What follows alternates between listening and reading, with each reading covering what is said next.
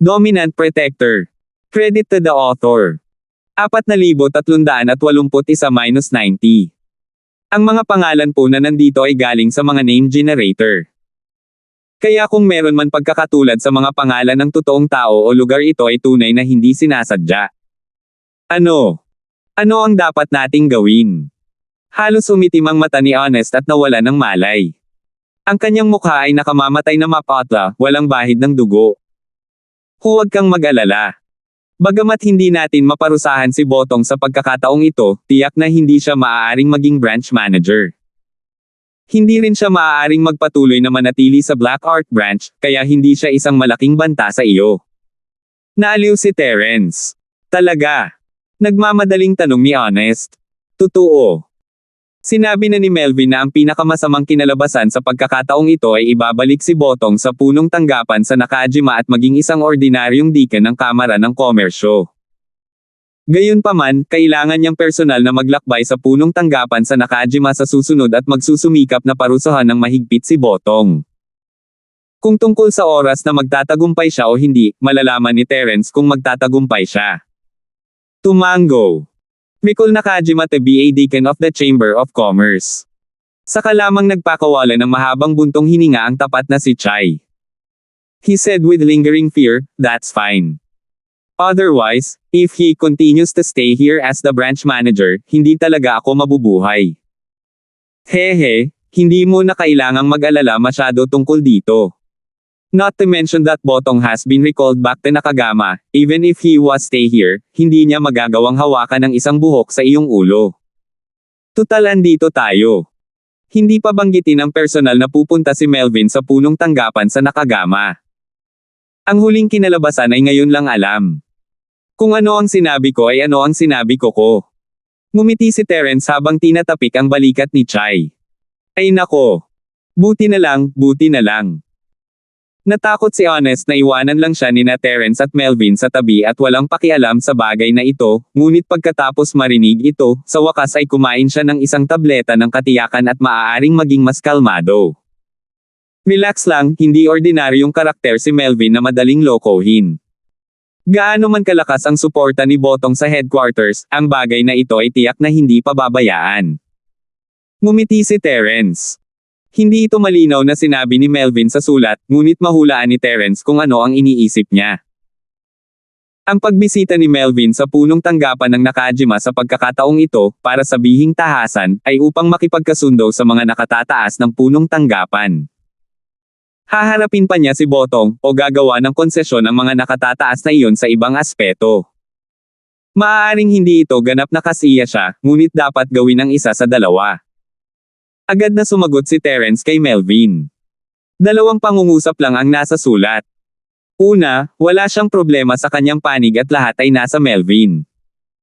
Pangalawa, ang matapat na Chai, ang vice manager ng Black Branch, ay maaaring magamit. Sa kanilang pagkakaunawaan sa isa't isa, naniniwala si Terence na ang dalawang pangungusap na ito ay sapat na para maunawaan ni Melvin ang ibig niyang sabihin. Ano man ang mangyari, ang tapat na si Chai ay isang kapaki-pakinabang na talento, at wala siyang anumang background. Ngayong kapos na sa mga tao si Melvin, maaari na rin niyang tulungan siya. Kung paano haharapin si Botong, ayon sa personalidad ni Terence, natural niyang aalisin ang lahat ng kasamaan. Ang ganitong uri ng walang pusong scum, pinakamahusay na patayin siya ng isang stick. Ngunit naiintindihan niya ang pagiging walang magawa ni Melvin. Pagkatapos ng lahat, siya ay isang miyembro ng Hong Chamber of Commerce, at may isang tagapagtaguyod sa punong tanggapan ng Nakajima. Hindi siya maaaring patayin ayon sa gusto niya. Dahil pumasok si Melvin para sakupin ang usaping ito, hindi magsasabi ng kahit ano si Terence kahit ano pa ang resulta. Ibabalik niya ang pabor.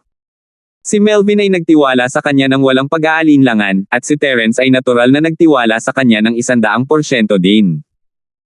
Bukod dito, siya lamang ang honorary vice president ng Hong Chamber of Commerce. Wala siyang kapangyarihan o obligasyon na harapin si Botong, at walang personal na sama ng loob sa pagitan nila. Nag-act lang siya this time dahil hindi niya matiis ang ganitong klase ng walang hiyang kontrabida. Kung paano siya haharapin ng Hong Chamber of Commerce, walang pakialam si Terence at ayaw niyang pakialaman.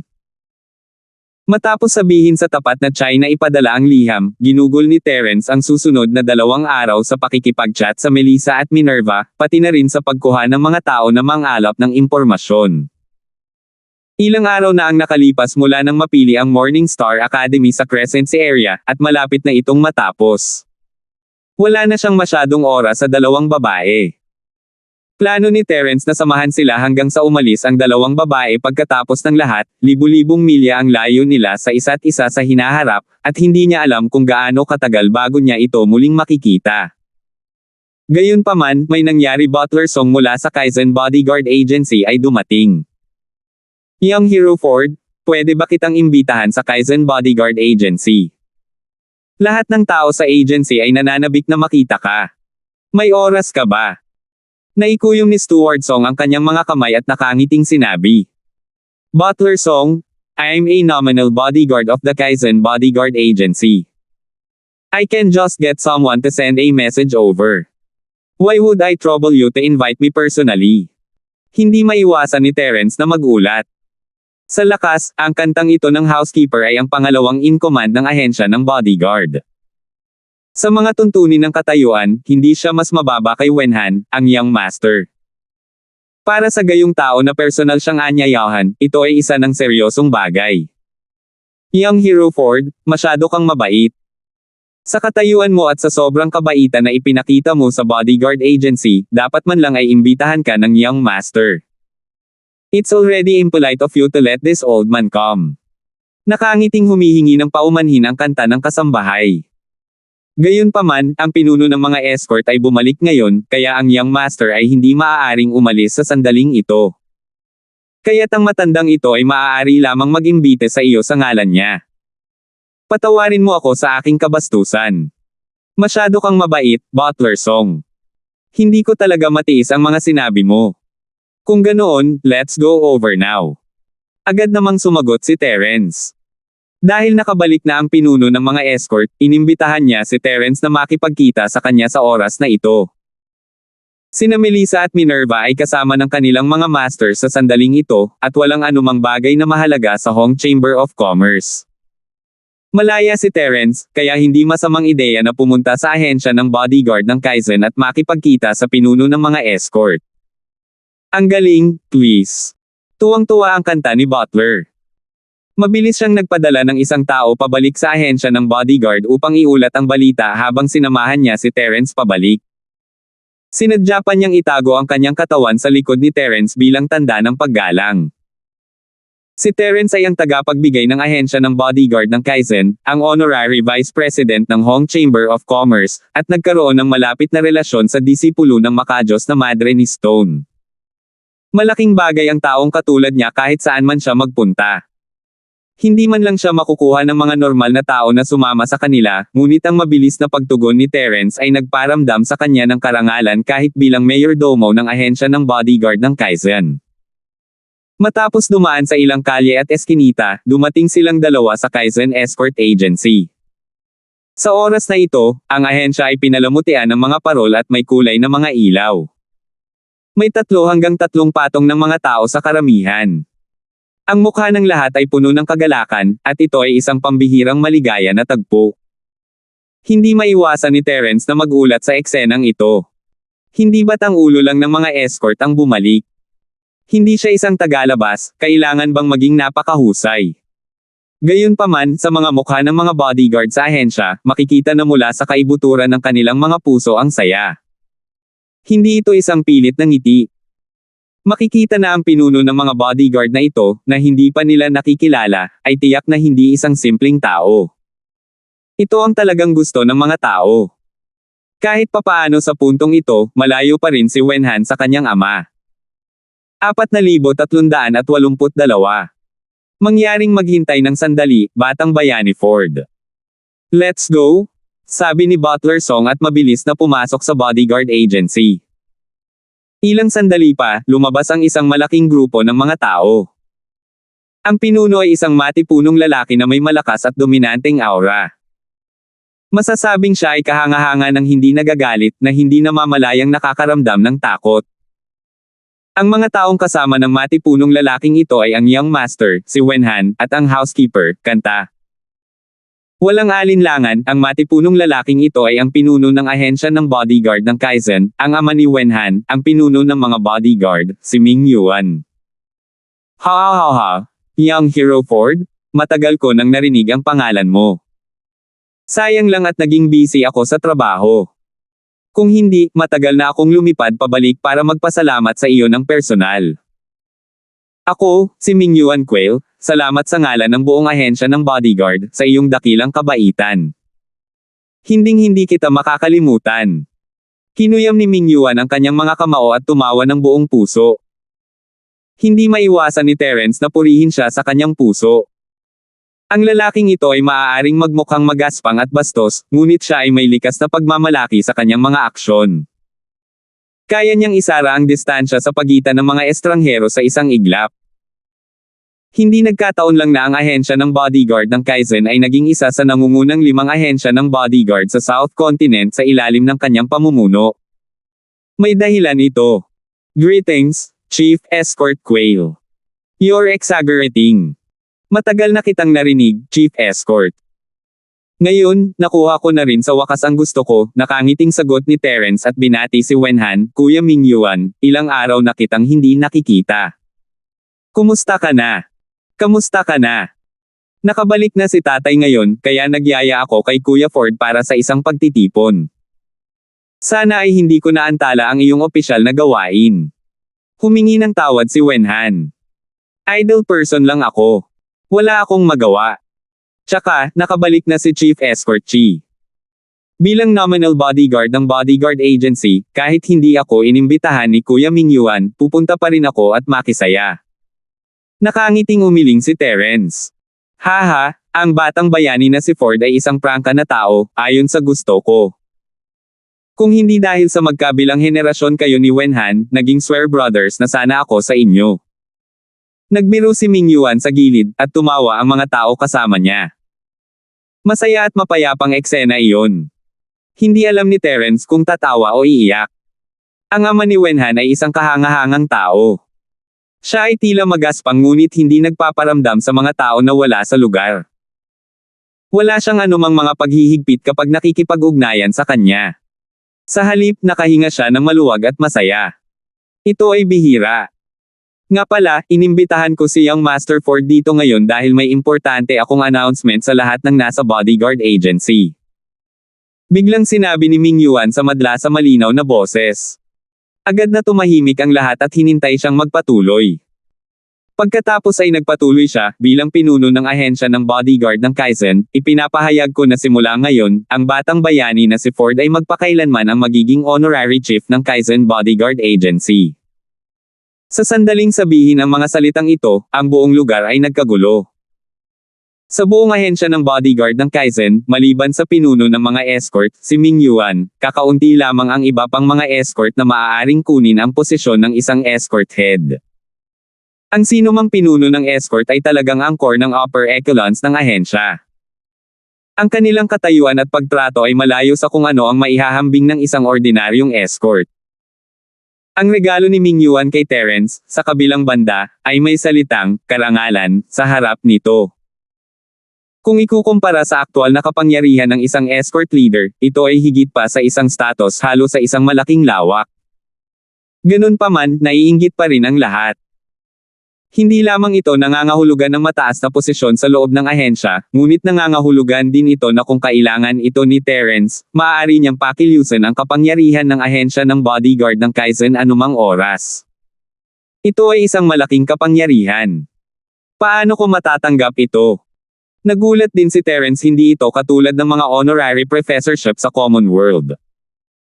Ito ay hindi lamang isang pamagat, may mga malalaking benepisyo sa likod nito kung nais nilang gumawa ng isang malaking bagay mula dito. Isa itong napakalaking regalo para sa ahensya ng bodyguard ng Kaizen. Young Hero Ford, makinig ka sa akin, huwag kang magmadaling tumanggi. Napangiti si Ming Yuan at nagpaliwanag, hindi ko ginagawa ito para itali ka. Sa lakas at katayuan mo, alam kong hindi ito makatotohanan. Ginagawa ko ito para lang ipahayag ang aming pasasalamat sa iyo. Sa pagkakataong ito, nabawi ng Kaizen Escort Agency ang reputasyon nito at nagdusa ng malaking pagkalugi dahil sa lakas mo. Napakagana para sa amin na bigyan ka lang ng parangal na pinuno. Tama, ito ang aming intensyon, at hindi ito isang biglaang impulse. Ito ay isang desisyon na ginawa ng aking ama pagkatapos ng maingat na pagsasaalang-alang. Kuya Ford, hindi mo kailangang tanggihan ito. Payo din ni Wenhan, na nasa gilid. Kung gayon. Sige, magiging walang pakundangan kung tumanggi ako. Tumango si Terence. Ang isang honorary escort ay isang titulo lamang kung tutuusin. Hindi niya kailangang manatili sa Kaizen Escort Agency magpakailanman, kaya hindi ito mahalaga sa kanya. Mayroon na siyang honorary vice president ng Hong Chamber of Commerce, kaya hindi mahalaga kung mayroon siyang isa pang honorary escort leader ng Kaizen Escort Agency. Haha, ang galing. Ang batang bayaning si Ford ay talagang prangka. Ganyan dapat. Lumiwanag ang mga mukha ni Ming Yuan at Wenhan habang pinapalibutan nila si Terence. Halika, mangyaring pumasok. Naihanda na ang handaan. Kumain tayo ng masarap. Dumating ang lahat sa banquet hall, at si Terence ay nakaupo sa yulunan ng mesa. Sinamahan siya ni Ming Yuan at Wenhan sa magkabilang panig, at sa mesa, mayroong lahat ng uri ng hindi mabibaylang mga delicacy. Ang mesa lamang ng mga pinggan ay nagkakahalaga ng kahit 1,000 espiritong jade. Hehe, sabi nga sa kasabihan, yung mga kumakain ng bibig ng iba ay nanlambot ang kamay. Chief Escort Chi, mukhang wala na akong choice kundi dumalo sa escort party sa South Continent this time. Hindi mapigilan ni Terence na mapangiti. Ito ay ganap na nakasalalay sa iyo, batang bayani Ford. Kung ito ay maginhawa para sa iyo na tulungan kami, natural na mas masaya kaming gawin ito. Ngunit kung ito ay hindi komportable, ayos din iyon. Maiintindihan nating lahat. Batang bayani Ford, mangyaring huwag mag-alala tungkol sa ganitong uri ng bagay. Kung hindi, talagang masama ang pakiramdam namin. Seryosong sabi ni Ming Yuan. Siya ay nagsasalita mula sa kaibuturan ng kanyang puso, isang melon na pilit na pinilipit ay hindi magiging matamis. Naunawaan niya ang simpleng loika na ito, at kung pipilitin nila si Terence na palabasan sa pormasayon, mawawalan sila ng higit pa sa maaari nilang makuha sa pamamagitan lamang ng pagpaparamdam kay Terence na hindi komportable, lalo pa kung gaano kalaki sa kanyang lakas ang handa nilang gamitin. Oo. Kuya Ford, may isa pa akong gustong sabihin sa iyo. May nakita kaming mga pahiwatig tungkol sa bagay na hiniling mo sa amin na alamin. Sabi ni Wenhan. Oh. Nagliwanag ang mga mata ni Terence habang nakataas ang isang kilay. How is it? Talagang nasa Black Artsy area pa rin si Wabaw. Sa pagkakaalam ko, hindi pa siya umaalis simula nang dumating siya rito. Nakatira siya sa Black Ark City. Sabi ni Wenhan. Talaga. Napakurap si Terence, kung gayon, bakit wala tayong narinig tungkol sa kanya noon? Mahirap baguhin ang ugali ng isang tao. Sa masamang estilo ng taong ito, dapat siyang matuklasan sa lalong madaling panahon. 4,383. Sa simula, nag-imbestiga din kami sa direksyong ito at gusto naming magsimula sa mga nawawalang babae. Gayunpaman, pagkatapos ng pag-iimbestiga sa mahabang panahon, napagtanto namin na walang masyadong nawawalang tao sa karagatan ng Yu. Noon lang namin napagtanto na napunta kami sa maling lugar. Umiling si Wenhan at ngumiti ng mapait. Misunderstanding. Paano mo ito ipapaliwanag? Medyo nagulat si Terence. Gaya nga ng kasabihan, hindi mababago ng leopardo ang mga batik nito. Lalo na dahil si Wabaw ay isang masamang practitioner. Nangangahulugan ang kanyang pagsasanay na hindi siya makakapagbukas ng bagong dahon, maliban kung huminto siya sa pagsasanay. Brother Ford, alam mo ba na sina Hubert at Kaizen ay naglilinang din ng isang yin plucking technique? Tanong ni Wenhan. Oo naman. Tumango si Terence. Ang unang taong nakita nila ni Minerva nang dumating sila sa Crescent Sea ay si Kaizen, at ang taong ito ay gustong ilayo si Minerva sa sandaling dumating siya. Imposibleng makalimutan niya ito. Sa katunayan, hindi nilinang ng mag-ama ang pamamaraang ito sa pagplakang ng yin hanggang sa dumating ang isang military counselor sa Poison Eye Mercenary Group. Ang pamamaraan na ito ay kapareho ng evil technique na binanggit ni Kuya Ford na dalubhasa sa paglason sa mga babae. Ngayon lang natin nalaman na ang yin plakang technique na ito ay itinuro sa kanila ng bagong military counselor. Paliwanag ni Wenhan. Kung gayon, maaaring isa na sa kanila ang bagong strategist ng mercenary group ng Poison Eye. Tumalo ng puso ni Terence. Tama, ito ang wabaw na hinahanap ni Kuya Ford. Malakas na tumango si Wenhan, hindi nagtagal pagkatapos na dumating ang taong ito sa Crescency area, nagsama-sama siya kasama ang mag-ama ni Cheng. Siya ay nakatira sa Poison Eye Mercenary Group at bihirang lumabas. Siya ay napakalihim at bihirang magpakita ng kanyang mukha. Kaya kakaunti lang ang nakakaalam tungkol sa kanya. Hindi siya masyadong papansinin ng mga ordinaryong tao kapag nakita nila na wala ka na. Kung ganoon, kung hindi niya nilalason ang isang malaking bilang ng mga babae, paano niya ipagpapatuloy ang paglinang ng kanyang masamang diskarte sa puso? Nagtataka na tanong ni Terence. Tinanong ko ang aking impormante na alamin ang eksaktong dahilan, ngunit hindi pa rin namin alam ang tiyak na dahilan. Gayunpaman, mula nang sumali si Wabaw sa mercenaryong grupo ng Poison Eye, madalas niyang kasama ang mag-ama ni Cheng. Ayon sa aking espekulasyon, dapat silang tatlo ay nag-aaral ng paraan ng paglilinang ng puso, at dapat na pinagbuti ito, para hindi nila pinapatay ng marami ang kanilang unang anak na babae tulad ng dati. Habang nagsasalita si Wenhan, nagsiwalat din siya ng isang chismis, napakataas ngayon ang posisyon ni Wabaw sa Poison Eye Mercenary Group. Ang mga babae na karaniwan niyang ginagamit para sa pagtatanim ay kabahagi sa mag-amang Cheng, kaya napakahirap para sa mga tagalabas na mapansin. Path. Halos humagalpak ng tawa si Terence. Bagay talaga ang mag-ama ng Cheng, nakikipaglaro sa isang tagalabas na tulad ni Wabaw buong araw nang hindi natatakot na magkasakit. I see. Pero dahil napakalihim niya sa kinaroroonan niya, paano mo siya nahanap? Tanong ni Terence. Hehe, kung hindi dahil sa pagtutulungan ng Poison Eye Mercenary Group at ng Dragon Boat Escort Agency, baka hindi na natin nahanap si Wabaw kahit mag-imbestiga tayo ng 1 taon. Tumawa si Wenhan. Oh, paano mo ipapaliwanag ito? Medyo nalilito si Terence, isang anunsyo ay isang anunsyo, ngunit hindi nila basta-basta masasabi ang mga pangalan ng lahat, maliban kung sila ay wala sa kanilang isip. Napakasimple ng dahilan. Ang Longzhou Escort Agency ay nakikilahok din sa South Continent Escort Agency Distinguished Meeting. Ayon sa rules ng meeting, ang lahat ng kalahok na escort agencies ay kinakailangang magbigay ng listahan ng kanilang mga kalahok na escort. Nakahanap kami ng bagong pangalan sa listahan ng mga escort na ibinigay ng Longzhou Escort Agency, na hinahanap ni Kuya Wuford Baoliang. Tumawa si Wenhan. Hindi nakakagulat. Naiintindihan na ni Terence ngayon. Sa oras na ito, nagsanib ang Dragon Boat Escort at ang Poison Eye Mercenary Group. Ito ay dapat na upang maghanda para sa South Continent Escort event. Gusto nilang kumuha ng ilang masters mula sa Poison Eye Mercenary Group para lumahok sa event. Ito ang layunin ng kaganapan. Bilang military counselor ng Poison Eye Mercenary Group, natural lang na mapabilang si Wabaw.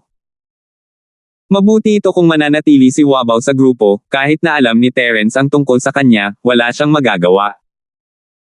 Kung tutuusin, hindi siya basta-basta makakapag-charge sa grupo at patayin silang lahat ng mag-isa. Sa kasalukuyang lakas ni Terence, ang antas ng tagumpay ay halos imposible. Gayunpaman, dahil si Wabaw ay dadalo sa pulong, ito ay isang magandang pagkakataon. Hanggat dumalo si Terence, magiging ganap na makatwira na patayin siya. Maaari rin siyang tumulong sa ahensya ng escort ng Kaizen, na pumatay ng 2 ibon gamit ang isang bato. Mukhang kahit si Wabaw ay humihiling sa akin na dumalo sa escort meeting sa South Continent. Kung tatanggi ako, ito ay masyadong hindi makatwiran. Hindi napigilan ni Terence na matawa. Haha, napakabuti at handang tumulong sa atin ang batang bayaning si Ford. No words can express our gratitude. At saka, magkakampi tayo, kaya wala na tayong sasabihin pa. Eto, ilagay mo lahat sa alak. Nagkatinginan sina Mingyuan at Wenhan at ngumiti. Itinaas nila ang kanilang baso at nag-toast sa isa't isa bilang pasasalamat. Hehe, Akalain mo na tumutulong ako sa bodyguard agency, pero sa tingin ko, binigyan ako ng pagkakataon ng bodyguard agency na haharapin si Wabaw. Win-win situation ito, kaya hindi na kailangang magpasalamat. Ngumiti si Terence at uminom. Diretso. Binaba din ni Mingyuan at Wenhan ang kanilang mga salamin. Nakiisa rin si Butler Song at ang iba pang nakapaligid sa kanila at nag-cheer. By the way, Kuya Mingyuan, may nalaman ka ba tungkol sa senior kong kapatid na si Beren? Tanong ni Terence. Wala kaming narinig tungkol sa kanya. Kung tutuusin, kakaunti lang ang mga katangian. Kuya Ford, ang iyong senior marshal na kapatid na si Luri ay dapat ay isang mababang loob na tao na hindi nagpapakita ng kanyang mukha sa publiko. Kahit na gawin niya ito, hindi siya nakakaakit ng pansin ng sinuman. Kaya, sa ngayon, wala kaming nakitang anumang mahalagang impormasyon. Umiling si Wenhan at sinabing, pero Kuya Ford, huwag kang mag-alala. Nagkalat na ako ng balita. Sa hinaharap, hanggat nagpapakita ang nakatatandang kapatid na si Luri, ang panig na ito ay dapat na marinig ang balita. Maghintay ka lang ng balita nang may kapayapaan ng isip. Oo, iyon lang ang tanging paraan sa ngayon.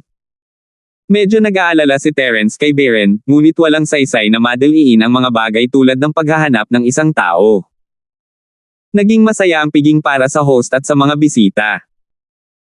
Kung si Wenhan man, na pamilyar na sa kanila, o si Mingyuan, na unang beses pa lang nilang nakilala, ang mag-ama ay pareho ang ugali ni Terence. Hindi nila kailangang maglagay ng anumang pagkukunwari o makaramdam ng awkward o hindi makapagsalita. Natural silang magkasundo bilang magkaibigan, at ito ay isang masaya at maayos na relasyon. Ang pagkain ay tumagal hanggang hiteng gabi bago umalis ang lahat pagkatapos mabusog. Sa ilalim ng matinding kahilingan ni Mingyuan at Wenhan, nanatili si Terence sa ahensya ng bodyguard ng Kaizen sa loob ng 2 araw. Sa panahong iyon, lumabas siya para makipaglaro kina Melissa at Minerva.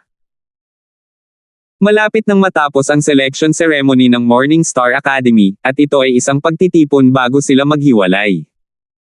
Sa ikatlong araw, dumating ang tapat na si Chai. 4,384. Anong mali? Mabilis na tanong ni Terence, iniisip na may nangyari.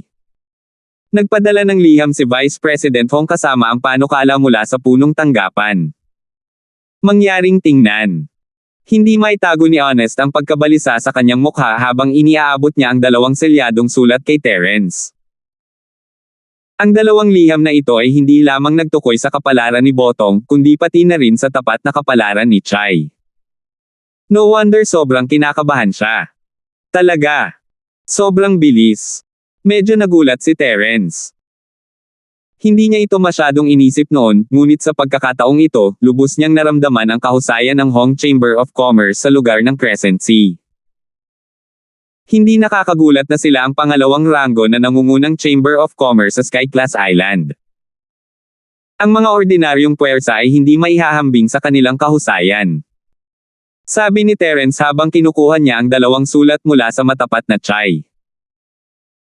Iisa lang ang pinag-uusapan nila tulad ng sinabi ni Melvin sa kanyang huling liham, opisyal na nagpasya ang mga nakatataas sa Hong Chamber of Commerce na bawiin si Botong pabalik sa Middle Island para maging isang normal na deacon. Ang parusa ni Botong ay nanatiling hindi nagbabago. Tila ang tagapagtaguyod sa likod niya ay lubos na pinahahalagahan upang protektahan siya ng husto. Hindi mapigilan ni Terence na ngumiti ng malamig. Paano ito? Nang marinig ito, namutla ang mukha ni Honest, at siya ay natulala. Hindi niya alam kung takot ba o panghihinayang, at nablangko ang isip niya. Hindi niya alam ang gagawin.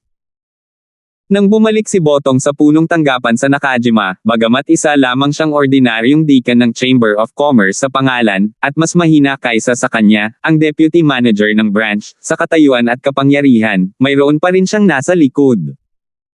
Kung talagang nagtatanim siya ng sama ng loob at handa siyang harapin ang tapat na Chai, ilang salita lang ang kailangan. Hindi mapigilan ni Terence na mapangiti sa tapat na reaksyon ni Chai sa katapusan ng mundo. Dalubhasa ang lalaki sa pagpapatakbo ng isang negosyo, ngunit siya ay duwag pa rin. Kung wala siyang makapangyarihang sumusuporta sa kanya, hinding-hindi siya makakagawa ng pangalan para sa kanyang sarili. Bukod sa resolusyon para kay Botong, may isa pang usapin tungkol dito. Tungkol ito sa iyo. Sabi ni Terence, pinananatili siya sa pagdududa. Nagulat na naman si Honest, at muntik na siyang matamba. Nauutal siya sa takot at kaba, ano? Ano ang sinasabi nito? Sabi dito hindi na siguro safe ang posisyon mo bilang vice manager ng branch. Bahagyang kumunot ang noo ni Terence, at si tapat na si Chai ay halos himatayan sa gulat. Ngumiti siya at nagpatuloy, mula sa araw na dumating ang liham ng resolusyon ng punong tanggapan, si Honest, ang orihinal na vice manager ng Black Art Branch, ang papalit bilang branch manager. Yung branch manager. Gusto mo ako ang maging manager ng branch. Si Honest ay ganap na natigilan, at pagkatapos ay siya ay agad na tuwang-tuwa. Siya ay bumangon mula sa impyerno patungo sa langit sa isang iglap. Ang matinding kalungkutan at kagalakan na ito ay biglang dumating. Matapos ang pagiging deputy manager ng branch sa loob ng napakaraming taon, magiging panlilinlang sa sarili kung sasabihin ng matapat na Chai na wala siyang iniisip na ma-promote. Gayunpaman, alam din niya na kung gusto niyang ma-promote na may sariling koneksyon at kakayahan, walang pinagkaiba ito sa panaginip ng isang hanggal. Kahit sa panaginip niya ay lihim niya itong iniisip.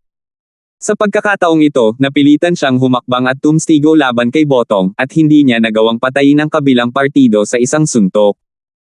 Naisip niya na sa susunod na siya ay mapapasabak, at ito ay isang malaking kapalaran na mapanatili ang kanyang munting buhay.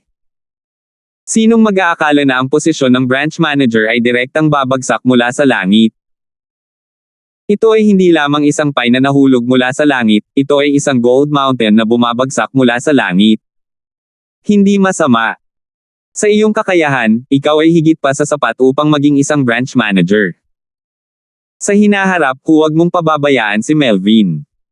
Nakangiting sabi ni Terence. Ang bagay ay halata. Si Melvin ay personal na naglakbay sa punong tanggapan sa Nakajima at nagkaroon ng harapang paghaharap sa mga nakatataas sa punong tanggapan. Bagamat hindi niya nagawang maparusahan si Botong, tiyak na hindi siya nakabalik. Ang posisyon ng manager ng sangay na nahulog sa tapat na mga kamay ni Chai ay isang bagay na ipinaglaban niya matapos makipag-ugnayan sa mga nakatataas sa punong tanggapan. Oo. Ang isang ito ay tiyak na magiging tapat sa iyo at hindi mangangahas na biguan ka at ang pagpapahalaga at promosyon ni Vice President Hong. Ang tapat na si Chai ay nagmamadaling nanumpa sa langit at hindi napigilan ang kanyang pananibik na. Sinasabi ba nito kung saan ako magtatrabaho? Sabi ko naman sayo, nandito na. Sabi ni Terence habang nakatingin sa kanya. Pero ayon sa rules ng Hong Chamber of Commerce natin, hindi ba promotion sa ibang lugar? Agad namang natigilan si Honest. Sa antas ng isang branch manager, kahit sino man ito, kailangan nilang mahigpit na sumunod sa mga alituntunin ng promosyon sa iba't ibang lugar. Ito ay isang patay na panuntunan na itinakda ng tagapagtatag, at gaano man katibay ang kanilang background, walang exception. It's not the same. Espesyal ang sitwasyon mo, so you can only do things on a special basis. Ikaw lang ang nakakaalam ng sitwasyon ng Black Art Branch. Kung aalis ka ngayon, parehong bago ang branch manager at vice manager. Not to mention controlling the situation, they might not even able to clear the accounts. Baka guluhin pa nila ang Black Art Branch. Kahit ang headquarters ay hindi makakapag-take ng ganoong kalaking risk. Nakangiting umiling si Terence. Pareho silang mga tagapamahala ng sangay, ngunit ang pagpapabeya sa tapat na si Chai na umupo sa lupa para sa isang promosyon at pagpapahintulot sa kanya na manguna sa ibang mga sangay ay magkakaroon ng ganap na magkakaibang epekto. Nakatadhana na ang mahiyain na pagkatao ni Honest. Kapag nailipat na siya sa ibang branch, mahihirapan siyang kontrolin ang sitwasyon. Malaki ang posibilidad na siya ang kunin ng kanyang mga nasasakupan. Siya ay isang marangal na tagapamahala ng sangay, ngunit sa huli, siya ay magiging sa pangalan lamang. Ngunit ito ay iba dito sa Twisted Art meeting. Siya ay tumatakbo sa lugar na ito sa loob ng maraming taon, at alam niya ang lahat mula sa itaas hanggang sa ibaba tulad ng likod ng kanyang kamay. Lalo na pagkatapos ng insidente sa Botong, sa tulong ni Terence, sapat na ang prestihiyo na binuo niya sa panahong ito para kontrolin ang sitwasyon. Totoo iyon. Ang sitwasyon sa dagat dito ay magulo at napakakomplikado sa simula. Bukod sa gulo ni Botong, libu-libong bagay ang dapat harapin. Talagang hindi makakapagsimula ang mga tagalabas ng walang 1 taon at kalahati. Tumango si Honest at nakahinga ng maluwag.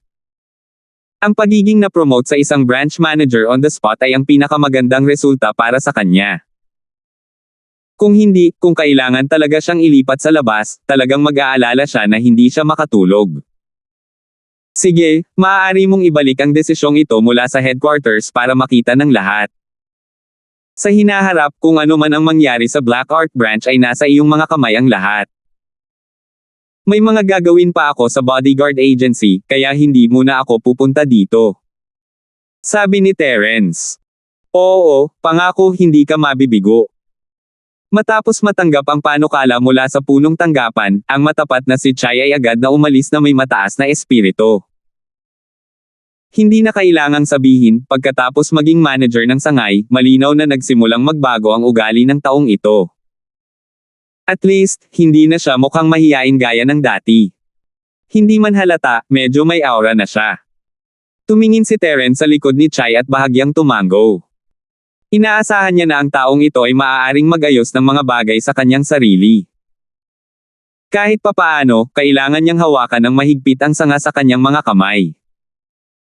Kung hindi, masasayang ang lahat ng pagsisikap ni Melvin na ipaglaban siya.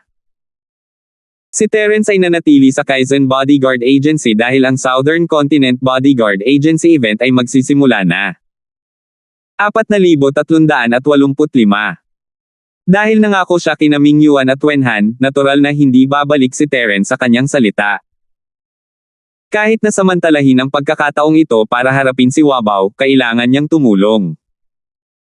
Ngunit bago umalis, nagkaroon ng maliit na pagtitipon si Terence kasama sina Melissa at Minerva. Ito na ang huling pagkakataon na magkikita sila bago umalis. Sa umaga ng ikalawang araw, dahan-daang umalis ang higanteng treasure ship ng Morning Star Academy sa UART dock sa ilalim ng mga mata ng lahat. Magmula noon ay naghiwalay silang tatlo, at hindi na muling makikita ni Terence ang dalawang babae hanggat hindi nalalaman ng Diyos kung kailan. Ngunit kung naging maayos ang lahat, at mabilis na tumaas ang kanyang lakas, hindi na niya kailangang maghintay ng masyadong mahaba. Sa huli, ang tanging paraan para magawa ang anumang bagay sa Sky-class Island ay maging malakas. Ang lahat ng iba ay isang dumadaang ulap lamang. Pagkaalis ng umaga ng Star Academy, bumalik sa dati nitong takbo ang mataong Black Art City. Bagamat magulo pa, at least wala masyadong tao sa mga lansangan at eskinita. Sa paghahambing, ito ay mas kalmado. Ang itim na art pier ay muling binuksan sa publiko. Sa gitna ng pagmamadali, isang makapangyarihang barko ang tumulak sa gitna ng hiyawan ng karamihan. 4 na itim at gintong karakter ang lumulutang sa punong barko Kaizen Escort Agency. Ang ganda ng barkong ito ay malayong maihahambing sa higanteng treasure ship ng Morning Star Academy, ngunit isa na itong higanti kumpara sa ibang mga barko sa pantalan.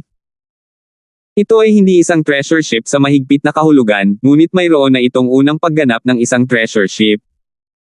Bihira itong makita sa dagat ng Black. Ito ay isang pagpapakita ng lakas at foundation ng Kaizen Escort Agency, isa sa 5 pinakamalaking escort agencies sa South Continent. Hindi ginanap sa Black Sea area ang South Continent Escort Agency sa taong ito, ngunit sa kabilang dulo ng South Continent, ang Demon Cold Sea area, na libu-libong milya ang layo mula sa South Continent. Bilang isa sa 5 pangunahing ahensya ng bodyguard, ang ahensya ng bodyguard ng Kaizen ay isang hakbang sa unahan ng iba pang ahensya ng bodyguard. Ito ay dahil, ayon sa mga patakaran, ang bawat isa sa 5 pangunahing ahensya ng bodyguard ay kailangang magpadala ng isang tao upang maging hukom para sa bawat kaganapan.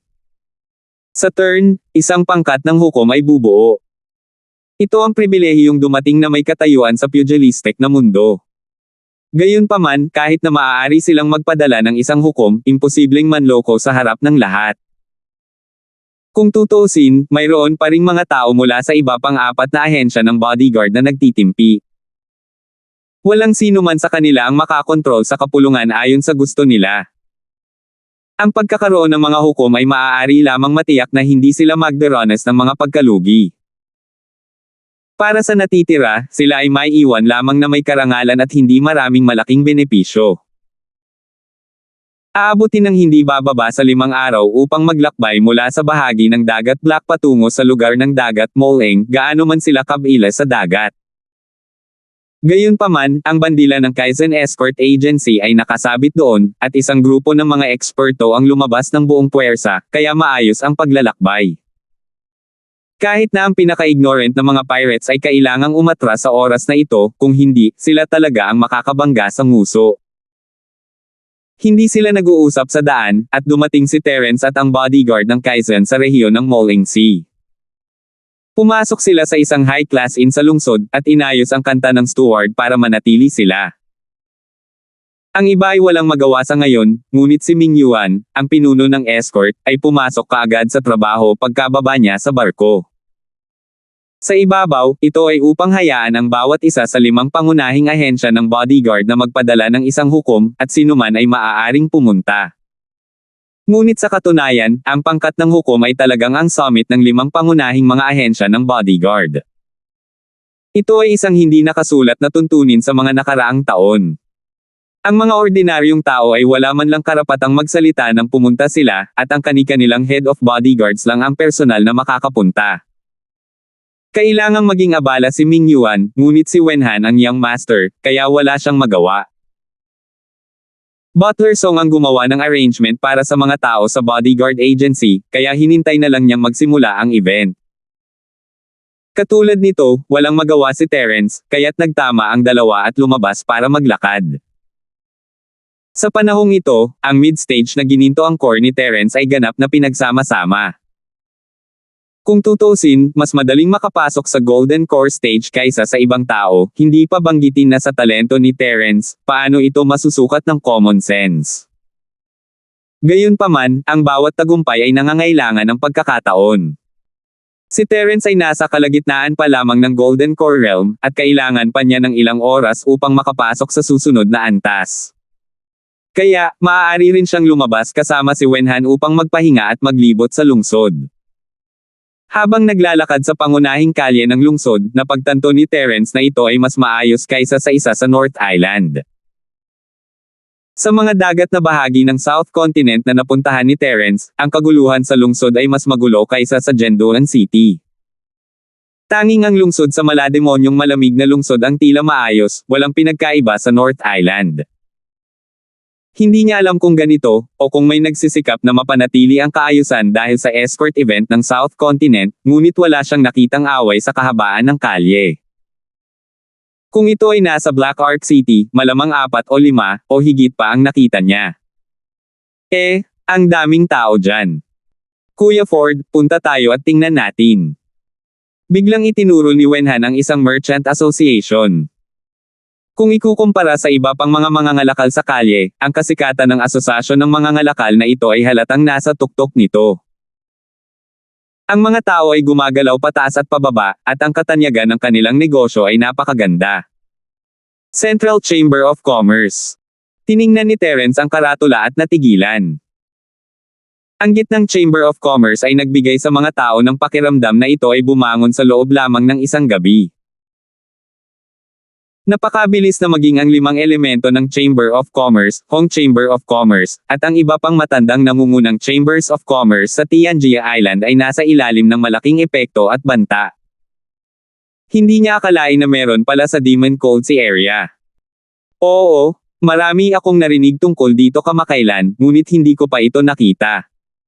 Dahil nagkataon na nakita ko ito, kailangan kong tingnang mabuti. Tuwang-tuwang sabi ni Wenhan. Sige, pasok na tayo at tingnan natin. Tumango si Terence.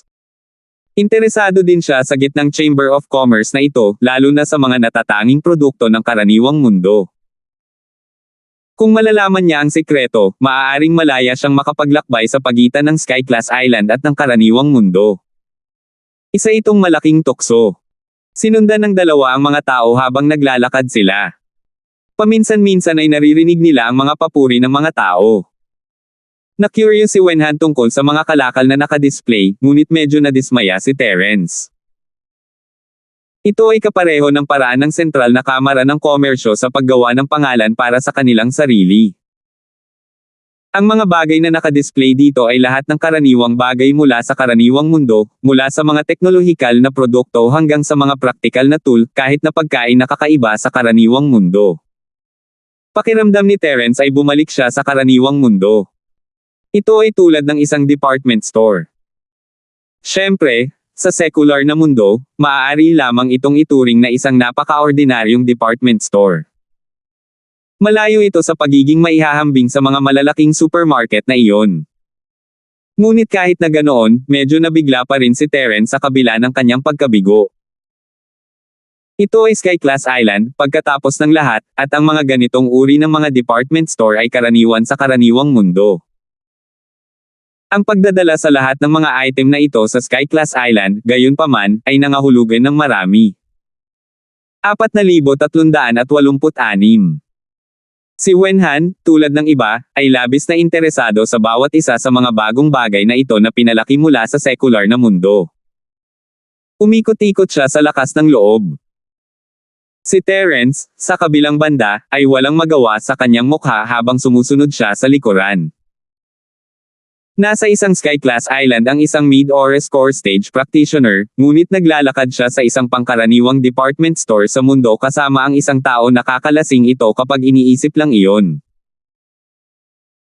Ang higit na nakapagpatigil sa mga tao ay ang mga ordinaryong kalakal na ito na makikita sa lahat ng dako sa secular na mundo ay maaaring ibenta sa abot-langit na presyo, at napakaraming tao ang nakikipaglaban upang bilhin ang mga ito. Ang negosyo ay napakainit na ito ay hindi makatwiran. Si Terence ay gumawa ng magaspang na pagkalkula sa pamamagitan lamang ng pagsunod kay Wenhan, nakagawa na siya ng libu-libong espiritual na jade, halos kasing dami ng kinikita ng Heavenly Elixir Pavilion sa isang araw. Kailangang malaman ng isa na nagbebenta siya ng mga supreme grade na table tas sa makalangit na Elixir Pavilion, ngunit hindi pa rin sila kasing husay ng mga ordinaryong kalakal sa gitnang Chamber of Commerce. Ang resultang ito ay talagang katawa-tawa. Sa mga tuntunin ng aktwal na halaga, sapat na ang isang random na supreme grade pill mula sa makalangit na Elixir Pavilion para makabili ng isang buong kalye ng mga secular na department store. Masasabi lamang na kung mas bihira ang isang item, mas mahal ito. Ang matandang kasabihang ito ay hindi totoo. Nag-uusap sina Terence at Wenhan habang naglalakad-lakad sila. Ang huli ay napaka-interesado sa mga karaniwang department store na ito, ngunit kadalasan ay dahil sa pag-usisa. Kakaunti lang ang nakapansin sa kanya.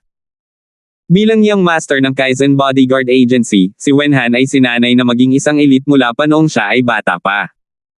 Siya ay isang tipikal na halimbawa nito. Ang mga taong tulad niya ay hindi nagkulang sa pagiging bukas palad sa paggastos ng maraming pera, ngunit kasabay nito, mayroon din silang pagpipigil sa sarili na higit pa sa mga ordinaryong tao. Kung magwawaldes siya ng pera na parang dumi kapag may nakita siyang bago at kawili-wili, gaano man siya kayaman, may panahon na waldasin niya ang lahat. Kung nangyari iyon, si Wenhan ay hindi na magiging isang piling tao, ngunit isang purong alibughang. Hindi magiging madali si Mingyua na ibigay sa kanya ang malaking ahensya ng bodyguard ng Kaizen. Bagamat ito ay isang bagong bagay, si Wenhan ay interesado lamang sa mga bagay na ito na halatang katuwaan at may maliit na praktikal na halaga. Kung bibilhin niya ang mga iyon, isa lang ang ibig sabihin nito, wala na siya sa isip. Hanggat ang isa ay may kaunting ambisyon, hindi sila gugugol ng malaking halaga ng espiritual na jade sa ilang mga laruan. Sa halip na gastusin ito sa mga bagay na ito na walang praktikal na halaga, maaari rin silang bumili ng ilang mga kayamanan na nauugnay sa paglilinang. Maging ito ay mga table tas o armas, alinman sa mga ito ay mas praktikal kaysa sa mga secular na department store na ito. Naglakad-lakad ang dalawa sa unang palapag at umakyat sa ikalawang palapag. Pagkaraan ng ilang sandali mas tahimik ito kaysa sa unang palapag. Lumingalinga si Terence sa paligid at napagtanto na ang ikalawang palapag ay hindi nagbebenta ng karaniwang mga bagay ng kamara ng komersyo, ngunit lahat ng uri ng mga kayamanan at mga pambihirang halamang gamot. Hehe, ang mga bagay na ginagamit upang maakit ang atensyon ng mga tao ay napakabenta, ngunit ang tunay na magagandang bagay ay hindi hinihiling. Hindi napigilan ni Terence na matawa. Tama. Parang medyo ambisyosa itong Central Chamber of Commerce. Si Wenhan ay isa ring maunawang tao, at tumango siya bilang pagsang-ayon. Napakalinaw ng diskarte ng Central Chamber of Commerce. Ginamit nila ang mga bago at kakaibang produkto ng secular na department store para gumawa ng malaking gimmick at opinyon ng publiko para maakit ang lahat. Gayunpaman, hindi nila ito gustong gawin. Ang mga kayamanan ng langit at lupa ang mga pangunahing produkto ng malaking chambers of commerce, at sila ang may pinakamaraming market at sigla sa Sky Class Island. Maaari silang maging sikat ng ilang sandali sa mga bagong bagay, ngunit hindi sila maaaring maging sikat magpakailanman. Makikita ito ng sino mang may matalinong mata, at natural na alam din ito ng gitnang Chamber of Commerce. Sa makatuwid, kinailangan itong mabilis na magbago sa isang pangunahing nangungunang Chamber of Commerce at maging isang tunay na higanti habang ang mga secular na department store ay binibigyang pansin pa rin. Bagamat walang gaanong tao ang bumibili ng mga kayamanang ito, ang gitnang Chamber of Commerce ay kailangang bumawi para dito. Hindi lamang nila kailangang bumawi para dito, ngunit kailangan nilang magkaroon ng higit pa kaysa sa iba pang Chambers of Commerce. Sa ganitong paraan lamang sila tunay na maninindigan at umunlad sa mahabang panahon. Ang ikinagulat ni Terence ay nakita niya ang ilang bagay sa ikalawang palapag. Bihira sila kahit sa Hong Chamber of Commerce. Malinaw na kahit na ang gitnang Chamber of Commerce ay bumangon sa magdamag, ang kanilang foundation ay napakalalim. Ang normal Chambers of Commerce ay hindi maihahambing sa lahat. Gaano man ito umunlad sa hinaharap, kung magpapatuloy ito ng ganito, tiyak na makakayanan nito ang isang lugar sa Sky Class Island. Maaaring hindi ito numero 1, ngunit hindi bababa sa ito ay nasa nangungunang 3. Ang gitnang Chamber of Commerce na ito ay talagang agresibo at ambisyoso. Napangiti si Terence nang walang pag-aalinlangan, ang kanyang mga mata ay nagbabalik tanaw sa mga bihirang kayamanan, na walang balak na bilhin ang mga ito. Bagamat bihira ang mga bagay na ito, hindi sila tulad ng Star Ink Milk o Wando Golden Core Fruit, na magagamit ng lahat. Isa lang ang gamit nila. Maliban kung mayroong ilang mga espesyal na pangyayari, hindi lamang sila magiging kapaki-pakinabang sa ngayon, ngunit maaaring hindi sila maging kapaki-pakinabang sa hinaharap. Bahagyang interesado lang si Terence, ngunit nagliwanag ang mga mata ni Wenhan. Bilang young master ng Kaizen Bodyguard Agency, mas marami siyang kaalaman kaysa sa mga ordinaryong tao. Siyempre, masasabi niya kung ano talaga ang maganda. Body, hayaan mo akong makita itong makalangit na puno ng nyebe. Agad na sinenyasan ni Wenhan ang isang shop assistant at itinuro ang isa sa mga bagay na may labis na interes. Hindi siya bibili ng mga secular na department store sa unang palapag, ngunit hindi siya magdadalawang isip na gumastos ng maraming espiritual na jade sa mga talagang magagandang bagay. Ngumiti si Terence at naglakad mag-isa. Gusto niyang hintayin si Wenhan, pero ayaw niya itong istorbohin nang makita itong nakikipag-chat sa shop assistant. Tumalikod siya at pumunta sa ikatlong palapag. Kung ikukumpara sa mataong unang palapag, kakaunti na ang tao sa ikalawang palapag. Gayunpaman, ang ikatlong palapag ay halos walang laman. Tumingin si Terence sa paligid, nagulat. Walang anumang mga istenteng pang-display dito, tanging mga mararangya at eleganteng silid lamang. Tila naging mga lugar ang mga ito para mag-chat at magpahinga ang mga tao. Dapat ay narito ang malalaking customer na nakikipag-usap sa gitnang Chamber of Commerce, ngunit bakit walang tao dito? Hindi ba sikat na sikat ang negosyo sa ibaba? Hindi masisisi si Terence sa paggawa ng ganoong hula kahit sinong normal na tao ang mag-iisip ng ganoon.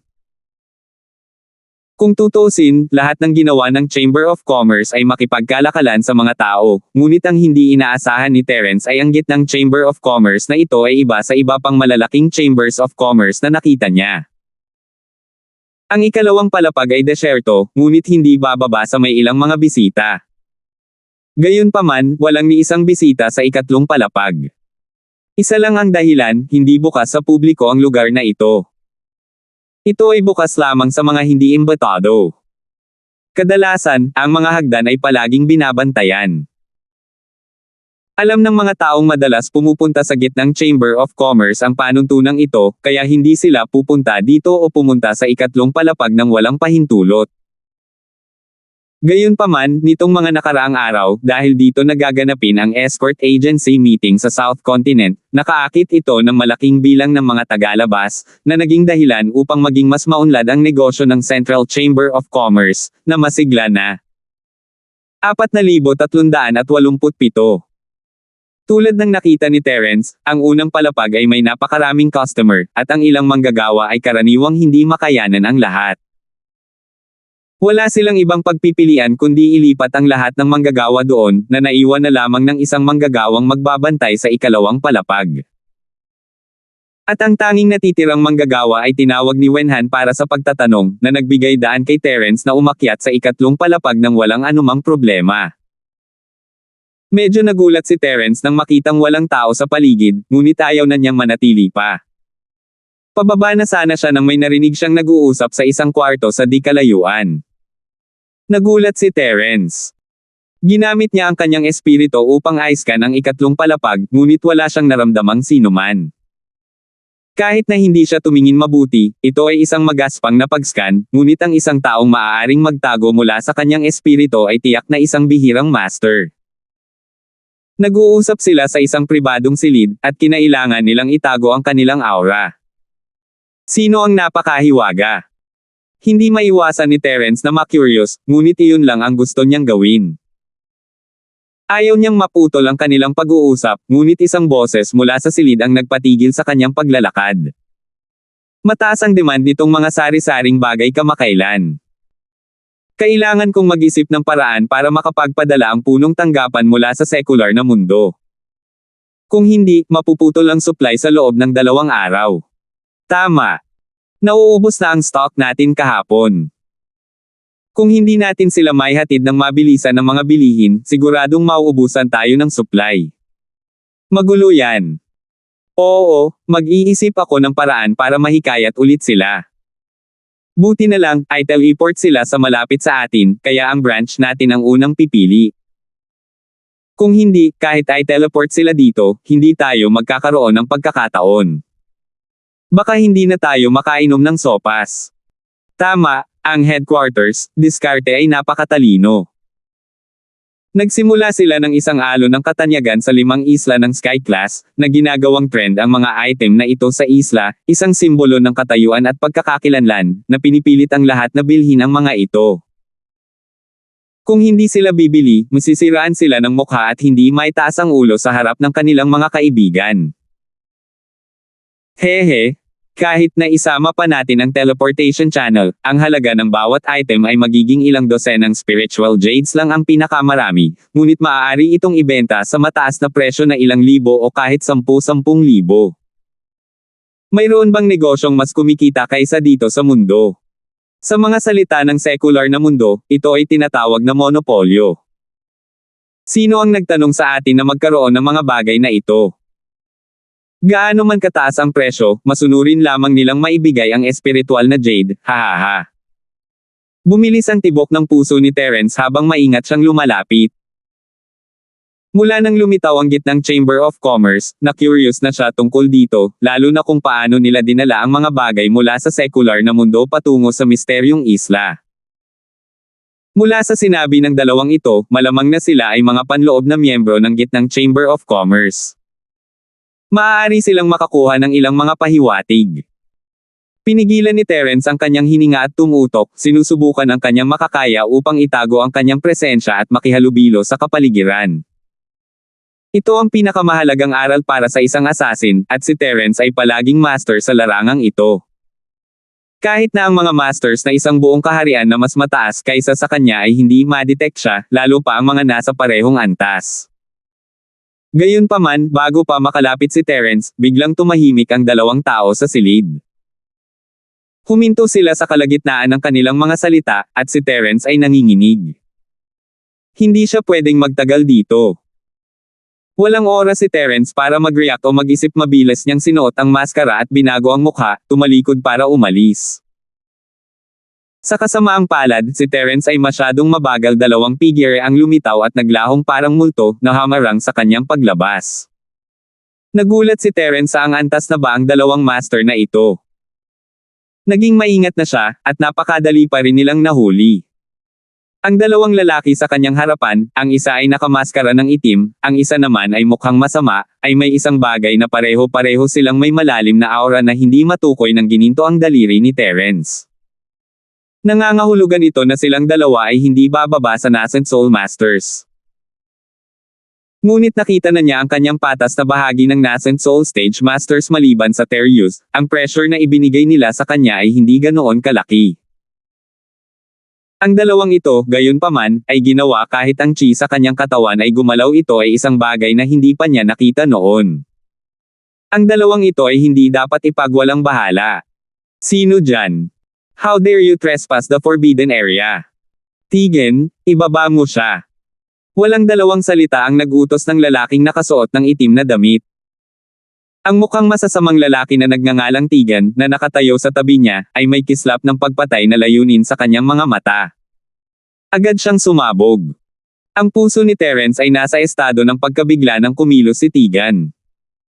Naramdaman na niya na ang dalawang taong ito ay hindi dapat maliitin, ngunit pagkatapos na kumilos ang kalaban, sa wakas ay nakita niya ng malinaw ang kanilang lakas. Talagang supermaster sila ng Profound Stage. Maging sa Morningstar Academy ng East Continent, ang mga eksperto sa Profound Stage ay kabilang sa 3 magnates. Sino ang gitnang Chamber of Commerce na ito? Paano nila nakatagpo ng ganoon kadali ang halimaw? Higit sa lahat, itong Tegan na ito ay parang subordinate ng Man in Black. Gamit ang mid-stage Golden Core Strength ni Terence, kung ang kanyang mga kalaban ay namumuong kaluluwa lamang, kahit na sila ay mga late-stage na nascent Soul Cultivator, hanggat ginamit niya ang kanyang ultimate killing move, mayroon pa rin siyang pagkakataon. Maaaring hindi niya kayang patayin ang dalawa, pero at least makakatakas siya sa kaguluhan. Ngunit ngayon, ang kanyang kalaban ay isang Profound Stage expert na 2 yugto na mas mataas kaysa sa kanya. Paano niya ito haharapin? Gaano man kalakas si Terence, hindi niya kayang labanan ang isang misteryosong Ascension Stage powerhouse na may lamang mid-stage na Golden Core. Kung hindi, ang tanging resulta ay siya ay nadudurog sa lugar bago pa siya makapag-react. Ito ay isang hindi pagkakaunawaan. Ito ay isang hindi pagkakaunawaan. Sentimo, isa lang akong bisita. Mabilis na sigaw ni Terence. Hindi na siya makalaban ngayon, kaya kailangan niyang ibaba ang bantay ng kaaway at kumilos ayon sa sitwasyon. Isang bisita. Pinalaki ni Tegan si Terence at kinumpirma na hindi siya pamilyar. Kinumpirma rin niya na walang mga gwardya sa 3 palapag. Medyo naniwala siya kay Terence, pero minisyon pa rin niya, misunderstanding my ass. Dahil nakapasok ka sa lugar na ito, huwag mo nang isipin na umalis. Dahil doon, lumutang ang katawan ni Tegan at lumitaw sa likod ni Terence sa isang kisap mata, hinawakan ng isang kamay ang kanang balikat ni Terence. Hindi napigilan ni Terence ang pagpawisan ng malamig nang maramdaman niya ang halos nasa salat na layunin ng pagpatay na nagmumula sa kamay ng kalaban. Hindi pa nagagamit ng kalaban ang kanyang lakas, ngunit ang chi ni Terence ay nagsisimula ng bumagal. Hindi na niya magagamit ang kanyang chi at hindi na naiiba sa isang normal na tao, naghihintay na katayin. Ang pagkakaiba sa lakas ay napakalaki, talagang hindi niya kayang lumaban. Gayunpaman, medyo maswerte pa rin si Terence na kontrolado lang siya ng kabilang partido at hindi siya direktang pinatay. Kung hindi, bangkay na siya ngayon. 4,388. Itapon mo siya sa piitan. Walang emosyong sagot ng Man in Black at tumalikod na para umalis. Inilabas ni Tegan si Terence mula sa gitnang Chamber of Commerce sa pamamagitan ng pinto sa likod. Tahimik na tumingin si Terence sa paligid, handang humanap ng pagkakataong lumikha ng kaguluhan at makatakas, ngunit hindi man lang siya binigyan ng pagkakataon ng lalaki. Hinawakan niya ang kanyang kanang balikat at tumalon, ang bilis niyang hindi nag-iwan ng bakas. Ang mga tao sa kalye ay tila hindi napansin ang kanilang pag-iral. Ang puso ni Terence ay lumubog sa ilalim ng lambak ni hindi niya magamit ang kanyang chi ni hindi niya maisip na gamitin ito upang protektahan ang kanyang sarili, lalo pa ang isang martial arts technique. Ang kanyang kanang balikat ay mahigpit ding hawak ng kalaban kahit kaunting galaw ay gagawing alabok ang kanyang kanang balikat, lalo pa ang pagtakas. Walang magawa, kaya lang sumuko si Terence sa paglaban at hinayaan si Tegan na hawakan ang kanyang kanang balikat, masunaring hinayaan siyang buhatin siya palayo. Pagkatapos umalis sa Chamber of Commerce, si Tegan ay biglang bumilis, at si Terence ay nakaramdam na lamang ng pagkalabo sa harap ng kanyang mga mata. Hindi niya alam kung saang sulok ng lungsod siya naruroon. Dinala ni Tegan si Terence sa tirahan ng isang karaniwang tao. Wala itong pinagkaiba sa ibang mga gusali sa paligid nila, at parang walang kakaiba pagkapasok. Gayunpaman, pagkatapos na dumaan sa ilang mga lihim na pinto, ang eksena ay ganap na naiiba. Sa harap nila ay isang mahabang lagusan, madilim at walang liwanag. Walang nakakaalam kung saan ito humantong. Binuhat ni Tegan si Terence at nagpatuloy sa pagtakbo. Pagkaraan ng mahabang panahon, sa wakas ay huminto siya. Maingat na tumingin si Terence sa paligid. May entrance sa harap niya, at tila ito ang kulungan na sinasabi ng Man in Black. Mayroong 2 gwardya sa pasukan, at ang kanyang gininto ang daliri ay hindi makita sa kanilang antas ng paglilinang. Malinaw na malakas ang mga ito, at ang kanilang mga aura ay mas malakas kaysa sa mga normal na nagsasaka ng kaluluwa. Hindi maiwasan ni Terence na kiligin sa paningin walang sinuman sa mga taong nakakasalamuhan niya hanggang ngayon ang madaling pakitunguhan. Sa napakaraming mga nakatagong master, ang gitnang Chamber of Commerce na ito ay hindi maaaring kasing simple ng isang Chamber of Commerce, hindi ba? Anong uri ng banal na nilalang ang nasa likod nito? Tumango si Tegan sa 2 gwardya at itinaas ang kanyang paa, sinipa si Terence sa piitan bago umalis. Walang ilaw ng kandila, walang floorlight, at ang piitan ay ganap na madilim. Napakadilim na hindi makita ng isa ang sarili nilang mga daliri. Ni hindi nila makita ang sitwasyon sa paligid. Alam lang nila na ito ay kay-takot-takot, at ang mga ordinaryong tao ay malamang na halos mamatay. Gayunpaman, maayos pa rin si Terence. Ang kanyang kanang balikat ay hindi hinawakan ni Tegan, at ang tunay na chi ng kanyang katawan ay bumalik sa normal. Kahit anong mangyari, kaya niyang protektahan ang sarili niya. Bukod dito, malinaw sa kanya ang kanyang kapaligiran sa kanyang banal na kahulugan. Ang lugar ng piitan na ito ay hindi maliit. Sa unang tingin, ito ay parang isang maliit na parisukat. Ang nakapalibot na mga pader ay bahagyang nagsiwalat ng bakas ng aura ng isang protective array. Napakahirap noon. Ang masira ito ng may puwersa ay isang panaginip para sa mga ordinaryong tao. Kahit papaano, hindi ito matinag ng isang ordinaryong nascent soul stage master. Maliban kung ito ay isang profound stage cultivator, o isang cultivator sa tuktok ng orihinal na yugto ng sanggol tulad ng Terius Path, na madaling pumatay ng isang profound stage cultivator, ito ay magiging imposible. Anak, bago ka ba? Anong ginawa mo? Sa sandaling ito, isang malakas na boses ang biglang umalangaw-ngaw sa kadiliman. Lumingon si Terence para makita ang isang lalaki na may mga galo sa buong mukha. Nakakatakot ang itsura niya at may marahas na aura sa paligid. Isang tingin at masasabi mo na ang lalaking ito ay hindi isang taong dapat guluhin. Maliban sa lalaking may peklat, marami pang tao ang nakakulong sa kulungan. Lahat sila ay nakatitig kay Terence, ang iba ay sabik na subukan, ang iba ay natutuwa, ang iba ay malamig na nanunood sa madaling salita, wala sa kanila ang palakaibigan. Iniskan niya ang mga ito ng mabuti at iniskan ang mga ito ng kanyang espiritu. Nagulat si Terence. Ano pa ang ginagawa mo? May maganda ka bang hawak? Iyan mong ilabas at ibahagi sa matandang ito, kung hindi, huwag mong sisihin ang matandang ito sa pagiging walang galang. Inisip ng lalaking may peklat na si Terence ay natakot sa kanya at malamig na tumawa. Habang nagsasalita siya, inilabas din ng lalaking may peklat ang kanyang chi. Siya ay nasa gitnang yugto ng orihinal na antas. Ang ibang mga tao sa piitan ay lahat ay nagpakita ng takot sa kanilang mga mukha. Halatang hindi kasing taas ng lakas niya. At kung walang ma-accident, napigilan din niya sila noon, kaya natakot sila. Sayang lang ang mukha ng lalaking may peklat na nag-o-overthink sa mga bagay-bagay. Ang isang mid-tier na nascent soul practitioner ay mataas at makapangyarihan sa labas, at kahit na nakakatakot sa kulungan na ito, ngunit wala pa ring pakialam si Terence. Siya ang pinakamalakas na mid-stage golden core cultivator pagkatapos ng perpektong tagumpay, at mayroon siyang lahat ng uri ng trump card, lalo na ang fire chi bomb. Si Terence ay hindi kailanman isang taong maaari mong tingnan ng may sentido komon. Hindi banggitin ang parehong antas ng Jindan Stage Masters, kahit na ang early Nascent Soul Stage ay wala sa harap niya. Para naman sa gitnang Nascent Soul Stage, konting effort lang. Ang dahilan kung bakit labis na nabigla si Terence ay hindi dahil sa lalaking may peklat, kundi dahil natagpuan niya ang isang taong matagal na niyang hinahanap sa grupo ng mga tao sa piitan, si Baron.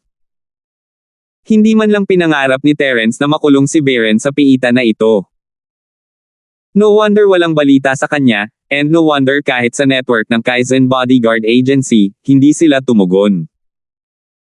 Magiging himala kung mahahanap siya ng mga tagalabas pagkatapos makulong sa piitan na ito ng maraming taon.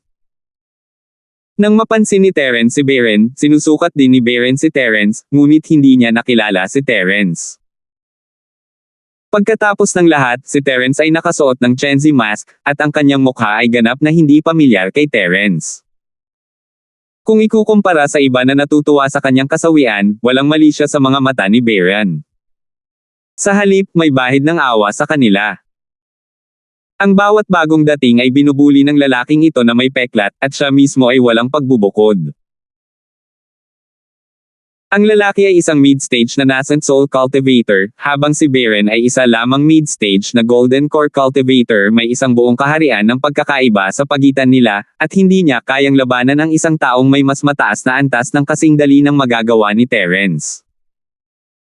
Hindi man lang niya maprotektahan ang sarili sa harap ng lalaking may peklat, at walang paraan para makatulong siya sa isang estranghero. Ang tanging magagawa niya ay ang magpakita ng kaunting simpatiya. Kung siya ay maglakas loob na tumalon at hayagang kalabanan ang mga ito ay walang pagkakaiba sa paghahanap ng kamatayan. Pagkatapos ng lahat, ito ay isang piitan, at ang mga gwardya sa labas ay karaniwang walang pakialam sa mga bagay sa loob. Kung talagang lumaban sila, mamamatay sila sa walang kabuluhan. Sumimangot ang lalaking may peklat sa mukha sa kawalan ng reaksyon ni Terence. Lumapit siya kay Terence at sumigaw, "Kinakausap kita, narinig mo ba ako? Ako ba kinakausap mo?" Noon lamang inilayo ni Terence ang kanyang mga mata kay Baron, hindi siya kinikilala sa publiko. Nilinggan niya ang lalaking may galos at mahinang nagtanong. "Kalokohan, ikaw lang ang bagong dating dito. Kung hindi kita kakausapin, sa tingin mo hangin ang sinasabi ko. RUF asterisk king sake in the head." Lumakad ang lalaking may galos habang nagmumura. 4,389. Inabot niya si Terence at ikinalat ang kanyang mga kamay, "Brat, dahil nandito ka, dapat sundin mo ang mga alituntunin. Ilabas mo ang lahat ng magagandang bagay na mayroon ka. Sasabihin ko muna ang mga pangit, mabigat ako, at kung hindi ako mag-iingat, papatayin ko ang isang tao. Hindi ito makakabuti sa lahat, kaya huwag mo akong pilitin. I'm sorry, I don't have anything on me." Hindi napigilan ni Terence na ngumiti, "Kahit meron, sino ka ba?" "Oh. At ang galing niya pa." Tumawa ang lalaking may galos sa halip na magalit. Lalong naging mabangis ang peklat sa mukha niya na mabangis na. Lumapit siya ng palapit at nginisyan, tinatanggihan ang isang toast para lang uminom ng forfeit. "Bata, hinihiling mo ito. Huwag mong sisihin ang matandang ito sa pagiging walang awa." Dahil doon, inabot ng lalaking may peklat at hinawakan ang katawan ni Terence, handang hanapin siya. Ang ibang mga tao sa bilangguan ay malamig na nanunood, ang ilan ay tuwang-tuwa pa nga. Nagkaroon sila ng parehong kapos-palad na karanasan noong sila ay unang nahuli, at ngayong nakakita sila ng ibang tao na sumusunod sa kanilang mga yapak, hindi sila nahati sa parehong puot. Sa halip, nadama nila na ito ay natural lamang. Kung si Terence ay hindi binubuli ng lalaking may peklat, naramdaman nila na hindi ito patas. Mula sa simula hanggang sa katapusan, walang sino man ang umaasa sa mga pagkakataon ni Terence. Ang lalaking may peklat ay isang mid-stage na nascent soul practitioner, at ang bagong dating na ito ay tila hindi talaga katugma sa kanya, kahit na hindi pa niya naipahayag ang kanyang lakas. Hindi lang niya minamaliit si Terence ang paghusga sa isang tao sa pamamagitan ng kanilang hitsura ay isang medyo negatibong parirala, ngunit ito ay may katuturan sa maraming beses. Pagkatapos ng lahat, mayroong isang matandang kasabihan, ang hitsura ng isang tao ay tinutukoy ng puso ng isa. Sa mundo ng practitioner, kung ang isang tao ay nagsanay sa isang malalim na sining ng practitioner, ang kanilang hitsura at aura ay natural na magbabago. Ang boorish na imahe ni Terence ay talagang ang uri ng tao na hindi makabisado nito, at ang kanyang lakas ay hindi ganoon kalakas. Maging si Beren ay walang mataas na pag-asa kay Terence. Ang isang matalinong tao ay higit na nakakaalam kaysa lumaban kapag ang mga posibilidad ay laban sa kanya. Dahil si Terence ay hindi sapat na malakas, maaari rin niyang isave muna ang kanyang lakas. Mayroon lamang isang salita upang ilarawan ang kasalukuyang sitwasyon ni Terence, ito ay hindi matalino. Gayunpaman, nalaglag ang panga ng lahat sa sumunod na eksena. Maging si Beren ay hindi na nakabalik sa kanyang katinoan sa mahabang panahon. Nang walang anumang babala, biglang ibinato ni Terence ang isang napakalaking apoy na 8 trigram na palad sa mukha ng lalaki.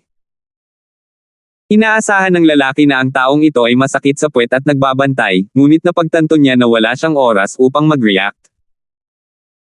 Ang wildfire na 8 trigram bomb na ito ay gumawa ng mid-stage na nascent na soul master na umiikot ng 3 beses sa lugar, ganap na natigilan. Nang hindi hinintay na gumaling ang lalaki, itinaas ni Terence ang kanyang paa at gumamit ng 1,000 nagngangalit na paa ng apoy, na tinamaan ang likod ng lalaki. Boom! Sa isang malakas na putok, ang lalaking may paalang na peklat ay mariing nakaprint sa dingding. Pati ang buong piitan ay nanginag. Dahil lamang sa hanay ng proteksyon na ang buong piitan ay nanginginig. Kung wala ito, maaaring gumuho ang buong piitan. Nakakamatay na tahimik ang buong lugar. Bamuka ang bibig ng lahat, hindi makapagsalita ng kahit isang salita sa mahabang panahon. Tanging tunog ng mga hinga ang maririnig, na nagpapahayag ng kasalukuyang kalagayan ng lahat. Ilang buwan na silang nakakulong sa piitan na ito, at sanay na sila sa pambubuli sa lalaking may peklat. Ang lakas ay higit sa lahat, at ang lalaking may peklat ang pinakamalakas. Naturally, siya ang may huling say sa lugar na ito, at walang makakalaban. Siyempre, may mga exception sa nakaraan. Palaging may mga taong mainit ang ulo na ayaw magpasakop. Gayunpaman, ang wakas ay pareho. Kahit sinong maglakas loob na lumaban, sa huli ay binugbog sila ng kalahating kamatayan ng lalaking may peklat. Hindi man lang sila naglakas loob na umutot. Walang pakialam ang 2 gwardya sa labas sa lahat ng ito, na tumulong para mapalakas ang kaabangan ng lalaki. Hindi niya inaasahan na may ganitong eksenang lalabas ngayon.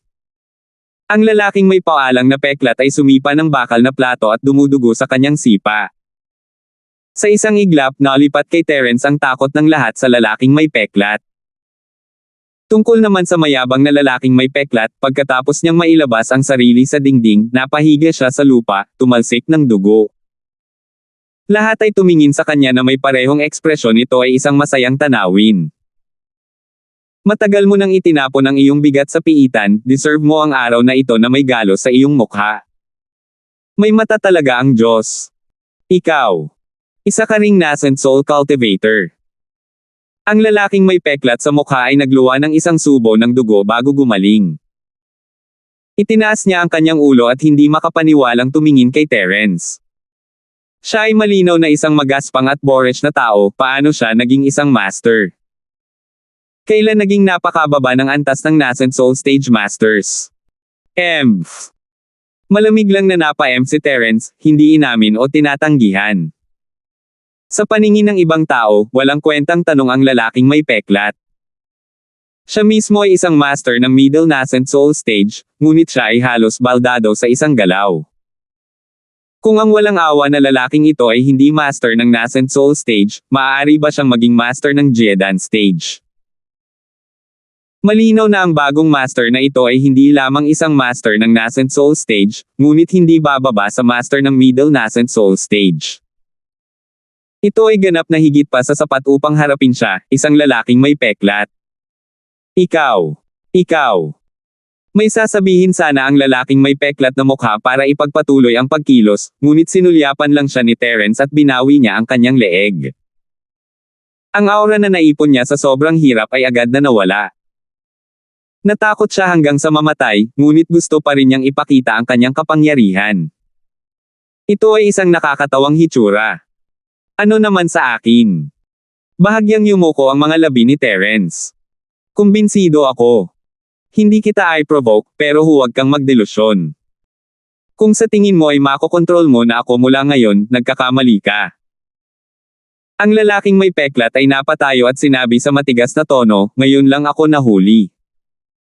Isa akong master ng middle nascent soul stage. Kung talagang lalaban tayo hanggang kamatayan, maghihirap lang ang magkabilang panig. Kaya atras ako ng isang hakbang. Kung hindi kita i-provoke, hindi mo rin ako ginagalit. Tayo na ang bahala sa sarili nating negosyo. Gago ka ba? Tiningnan siya ni Terence na parang tulala at naghagis ng chi-bomb. Ito ang pinaghirapan niya mula sa sandaling sinimulan siya ng lalaki, hindi nagplano si Terence na palayain siya ng ganoon kadali. Kailangan niyang pilayin man lang siya kung hindi siya mamamatay. Boom! May malakas na ingay na naman. Biglang tumili ang lalaking may peklat at napaimbed na naman sa dingding. Matagal siyang hindi gumagalaw. Nagkatinginan ang lahat, iniisip na patay na ang lalaking may peklat. Sa hindi inaasahang pagkakataon, pagkaraan ng ilang sandali, biglang humagulgol ang lalaking may peklat at nanginginig na hinaila ang sarili palabas ng pader. Puno ng dugo ang ulo niya. Ang kanyang ulo ay tinatangay ng dugong lang. Kung titingnan ng kaunos lunos na kalagayan ng lalaking may peklat, maging ang mga taong nabuli niya ay hindi maiwasang makaramdam ng bakas ng pakikiramay. 4,370. Gaya ng inaasahan, ang isang masamang tao ay kailangang harapin ng isang masamang tao. Si Scarface, na noon pa man ay malupit, ay isang tupa lamang na naghihintay na katayin sa harap ng bagong demonyong ito. Wala siyang lakas na lumaban at tinatapakan lang. Medyo nasugatan siya dati, at sa pagkakataong ito, sumabog ang energy bomb. Hindi man lang makatayo ang lalaking may peklat. Tumingin siya kay Terence na may takot at kaba sa kanyang mga mata. Hindi na siya naglakas loob na kumilos ng matigas gamit ang kanyang bibig. Kung gumawa ulit ng ganito ang demonyong ito, kailangan talaga niyang magsumbong sa underworld. Kung gusto kitang patayin, madali lang ibalik ang kamay ko. Kaya kung gusto mong mapanatili ang munting buhay mo, huwag kang maging sira sa paningin ko. Mahinang sabi ni Terence. Walang exaggeration sa kanyang mga salita.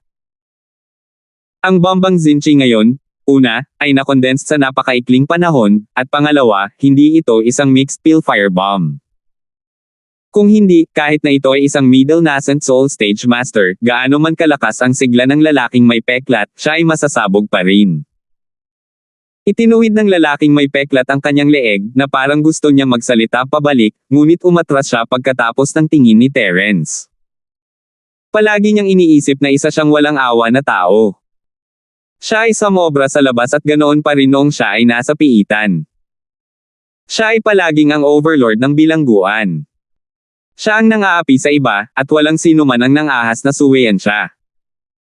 Maging ang mga bulag ay naging tapat pagkatapos niyang bugbugin. Hindi niya inaasahan na may mas malupit pa sa kanya ngayon. Hindi lamang siya mas makapangyarihan kaysa sa kanya, ngunit siya rin ay walang awa at mapagpasyang. Nararamdaman ng lalaking may peklat na ang taong ito ay talagang isang master na pumatay ng hindi kumukurap. Marahil ay hindi niya papatayin ang mga inosenteng tulad niya, ngunit ang ganitong uri ng tahimik na tao ay mas nakakatakot. Hindi niya talaga kayang saktan siya. Nasipa na lang niya ang isang malaking tabla ng bakal, at ang kanyang mga araw ng malupit na pang-aabuso ay natapos na at siya ay nabugbog din ng ganito. Ang lalaking may peklat ay nanlumo isang matalinong tao ang mas nakakaalam kaysa lumaban kapag ang mga posibilidad ay laban sa kanya, at kahit ang isang masamang tao na tulad niya ay natakot sa harap ng isang halimaw na tulad ni Terence. Nakaluhod na siya kung hindi dahil sa katotohanang hindi niya kayang gawin iyon sa harap ng maraming tao. May itatanong ako sa'yo. Sana masabi mo sa akin ang totoo. Paano ka nakukulong dito? Gaano ka nakatagal nakakulong dito? Itinuro ni Terence ang lalaking may peklat at nagutos, sisimulan ko sa iyo. Isa-isa. Nakatutok muli ang mga mata ng lahat sa kanya. Ang lalaking may peklat ay umiyak, hindi nangangahas na suwayan ang utos ni Terence. Sumandal siya sa katawan niya at ibinaba ang ulo, ay. Nako, ako si Hansen. Isa akong pirata sa Demon Cold Sea area. Mga pirata. Tumingin si Terence sa kanya at nagtanong, kung gayon, paano ka nakapasok? Napaka-responsable ba ng Central Chamber of Commerce na magpadala sila ng mga tao para paksain kayong mga pirates? Sa tubig ng South Continent, makikita ang mga pirates sa lahat ng dako. Dahil walang pinag-isang jurisdiction para arestuhin sila, maaari silang magyabang sa lungsod. Baliwala kahit na pag-usapan nila ang tungkol sa kanilang libreng negosyo sa downtown area ng lungsod. Sanay na ang lahat. Hanggat hindi nila sariling negosyo, hindi sila makikialam sa negosyo ng ibang tao. Hindi yon. Ako, oh no, nakita ko na sobrang kumikita ang Central Chamber of Commerce, kaya gusto kong robin ang barko nila at kumita ng kayamanan. Sinong mag-aakala na napakaraming eksperto sa barko? Dalawang profound stage powerhouses ang direktang sumakay at itinapon ako dito matapos akong bugbugin ng kalahating kamatayan. Nahihiyang sabi ni Hansen. Ito ang unang pagkakataon na narinig siya ng ibang tao sa piitan na magsalita tungkol dito. Napatingin silang lahat sa lalaking ito na para bang tulala. Ang gitnang Chamber of Commerce ay darating ng buong puwersa, at ang mga normal na tao ay gustong magtago. Ang lalaking may peklat na ito ay talagang nang-ahas na robin ang kanilang mga paninda. Maswerte siya kung hindi siya nabugbog hanggang mamatay. Si Hansen mismo ay may ekspresyon ng malas sa kanyang mukha. Sa demonic Cold Sea region na ito, ang lakas ng Mid-Nascent Soul Realm Cultivator ay talagang hindi itinuturing na mahina. Kasama ang isang grupo ng mabangis na pirates sa ilalim niya, palagi siyang kinatatakutan at hindi magagapi saan man siya magpunta.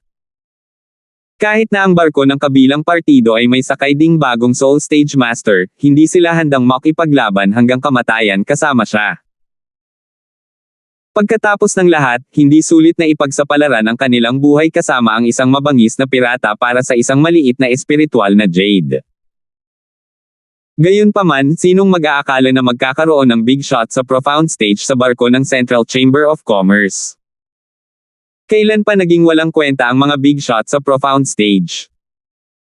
Si Hansen's son ay talagang pumunta sa Rob a big shot sa profound stage. Kung hindi ito malas, ano? Ang sitwasyon ay eksaktong kapareho ng dati. Inakala niya na ang kabilang partido ay isang malambot na persimmon na kaya niyang masahihin sa kanyang kalooban, ngunit sa huli, bago siya maging mayabang at mapagmataas, siya ay kalahating patay sa isang sampal. Napatingin ang lahat kay Hansen at hindi napigil ang tumawa. Tulala talaga ang lalaking ito. Hindi niya natutunan ang kanyang aralin nang makaharap siya sa isang big shot sa profound stage. Ngayon, bumangga siya sa demonyong ito. Karapat-dapat talaga siyang maging malas. Gaano ka nakatagal nakakulong dito? Nagpatuloy si Terence. Ito.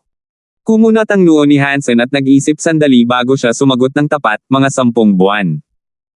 Ako ang pinakamatagal dito. Tumingin si Terence sa iba, at tumango silang lahat. Totoong si Hansen ay kumikilos na parang malupit nang pumasok sila. So sinasabi mo na ikaw ang unang nahuli? Tanong ni Terence. No, that's not it. Marami ang naunang pumasok kaysa sa akin, pero lahat sila inilabas. Matapat na umiling si Hansen. Ang isang leader ng pirata na tulad niya ay mabangis, ngunit pagdating sa isang matigas na tao tulad ni Terence, mas masunurin siya kaysa sa iba. Ito ay dahil mas naniniwala sila sa pamumuno ng pugilist na mundo kaysa sa iba. Ilabas mo siya. Anong ibig mong sabihin? Pinalaya ka na. Hindi napigilan ni Terence na maging kakaiba ang gitnang Chamber of Commerce ay napakalihim, at nagdala pa sila ng isang customer na tulad niya na walang ginawang masama. Hindi sila magiging napakabait para pabayaan ang mga taong ito ng ganoon kadali, hindi ba? Marami sa iba pang mga tao sa bilangguan ay nagpanting ang kanilang mga tainga. Alam lang ni Hansen kung paano sila ay bully, hindi kailanman binanggit ang anumang bagay na tulad nito. Kahit na ang mga nakakulong sa loob ng maraming buwan ay walang alam tungkol dito, at karamihan sa kanila ay walang kaalam-alam tulad ni Terence. Bihira para kay Hansen ang piliting magsalita ng halimaw na ito. Ang bagay na ito ay may kinalaman sa kinabukasan ng lahat, kaya natural na lahat ay kailangang makinig ng mabuti. Hahayaan na lang natin. How is that possible? Hansen subconsciously pouted kanyang mga labi, ngunit Terence's glare made him back down. Napasandal siya sa pader sa sakit habang maingat na sumagot. Narinig ko ang mga matatanda dito na nagsabi na sila ay kinuha upang gumawa ng isang bagay. Ang tawag dito ay katawan ng tao. Ay, tama, eksperimento ng tao. Ito ay isang kakaibang pangalan. Hindi ko maintindihan ito, ngunit tiyak na hindi ito isang bagay na mabuti. Salamat po at sinamahan ninyo ako. Ingat lagi mga master.